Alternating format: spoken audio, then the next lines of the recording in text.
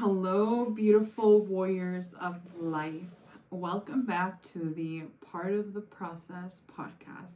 My name is Michelle Peredia, and this is my first episode. I'm so excited. It's been a long time coming. This episode will be an intro to my life, and you'll kind of get the vibes as to what this podcast is going to be about. So let's get into it. I know you guys are dying to know what my sign is. I'm an Aquarius sun, Sagittarius moon, and Sagittarius rising. Now, please analyze me. I am the eldest daughter of 4. I have a sister, 2 twin brothers, and my mom. I grew up in Los Angeles, Redondo Beach to be specific. My mom is from Lima, Peru, and my dad is from Zacatecas, Mexico. I grew up with not only enchiladas, pozole, tacos, but also lomo saltado, arroz chaufa, papa la huancaína, ceviche peruano, and of course, panetón every single Christmas. I attended the University of California, Berkeley, and that's where I got my bachelor's in psychology. I love to travel. As a matter of fact, I did a study abroad in college, which I totally recommend if you're in college. Go study abroad. It's life-changing. I also have done many solo trips, which I totally recommend. They are so healing. Traveling is like the most expensive therapy. That's what I call it.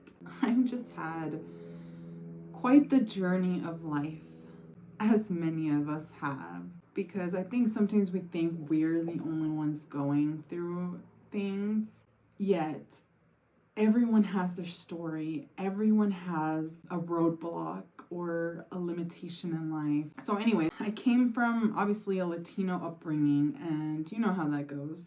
Toxic masculinity, mental abuse, verbal abuse, physical abuse, generational trauma. And I'm not here to sob about my sorrows, but I'm here to tell you that from all those pains in life, I only came out stronger, right? Every single time that I have fell to the ground, I've came back up even more powerful with this just burning desire within me, this energy that makes me unstoppable. The first pain in my life got me through school with straight A's. I turned that pain into success. And now in my adult life, I've experienced more pains, and I'm finally out on the other side, like I said, with this burning desire to become my best self. Now in my adult life, I've dealt with narcissistic, abusive relationships, one of which literally broke me, and I don't even know how I made it out alive. I know that it had to do with a lot of drive, power of the mind to know that that relationship was no good for me and I had to go. There was no other way, no other route, no plan B. It was plan A all the way. Leave, and that was it. Never look back and become better, stronger, and more confident. And of course, with that, I had a lot of love and support from friends, family. During those times, that is what you really need. You want to isolate yourself because you don't want anyone to see you at your lowest point. But what you need is really supporting people that love you and that don't mind seeing you at your lowest. I've also had lots of toxic friendships. You know, you think you know people and then they show you their true colors, and that changes you. Sure, I've been the toxic person in relationships at times, but now I'm trying to be a much better person so that I can keep finding these genuine, loving relationships and friendships. I've also experienced toxic workplaces, toxic bosses, narcissistic bosses, and those environments are not good for your health. When you come from a background of abuse only to be in a relationship with an abuser and now you're at work getting abused, it really brings you down. This depressive spiral, this anxiety-driven life, and it's not good. Every single thing that I have gone through has all been part of the process, and that's why I decided to call this podcast Part of the Process, because thinking back now, I am grateful for every single thing that has happened in my life, whether it's been good or bad. Now I'm ready for the next thing, and you feel it. It's like this, like that Alicia Keys song, This Girl Is on Fire. I never got that song until recently, where I actually feel like I have this desire and burning fire within me. Like I mentioned before, sadness took me to getting myself through college. The next sadness, I actually am a homeowner. I bought a house. I support myself. I don't rely on anyone to support me or my dog, Buddy, that's his name. And that's something else, that generational that I broke, that I don't have to be reliant on a man. I don't have to be forced to stay in toxic relationships because I don't have my own income. Like I said, I'm a homeowner, first-time homeowner. I think the first person in my family to own a home. So I'm really, really proud of that. We're gonna keep going. It's like, what's next? Me and my sister always say that, like, what's next? Literally, because we've gone through, only God knows what we have gone through. Over the years, through these many experiences, being at rock bottom has led to my ultimate awakening. The blind has came off. I can now see the truth. I see this world that we're living in for what it is, and I'm no longer assimilated into that. I'm kind of like now an observer. When you get to this level of things, it's different. It feels so different. You feel like an outsider. Like, I can't even begin to explain it.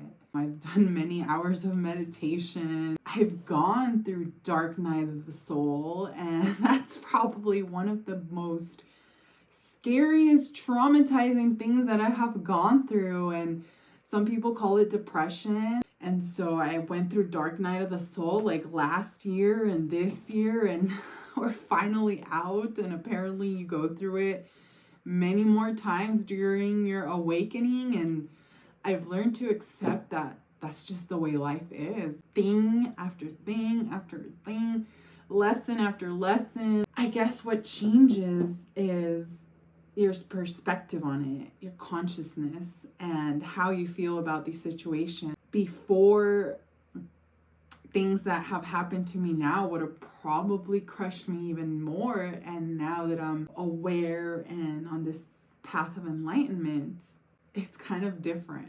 That's just part of life, and the more things happen to you, the more wise you are. It's so true. The person that is the wisest has gone through the most things in life. So anyways, this awakening path feels like you're an infant seeing the world for the first time, because throughout your life you're just living on autopilot, and when you awaken, it's like, wow, is this what the world is like? I never noticed.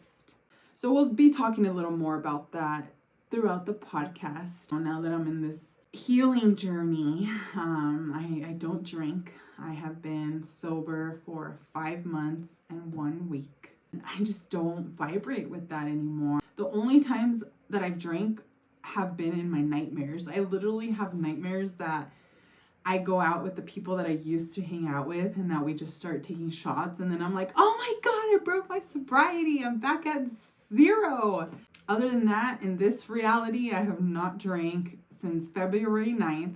We're in our healing girl era. We're trying to heal ourselves so that we can heal our ancestors before us and anyone that comes after us. I don't have kids. I do want to have kids eventually, and I want to make sure that I am my best possible self so that they don't have to heal what I had to heal. I think that's pretty much it, and I'm so happy you guys are on my first episode listening to this. I am going to be posting weekly. I'm going to be posting on YouTube, on Spotify, Apple, anywhere where you can post podcasts.